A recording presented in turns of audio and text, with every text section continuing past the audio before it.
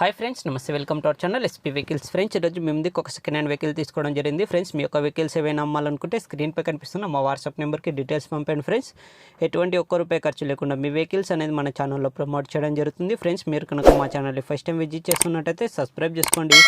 అలాగే పక్కనున్న bell icon నొక్కి ఆల్ మీద టైప్ చేసి పెట్టుకోండి. ఎందుకంటే మేము పెట్టే వీడియోస్ అనేది మీకు నోటిఫికేషన్గా రావడం జరుగుతుందన్నమాట. ఫ్రెండ్స్, వెహికల్ డీటెయిల్స్లోకి వెళ్ళినట్టయితే ఈ వెహికల్ వచ్చేసి మనకి స్విఫ్ట్ VDI అనమాట.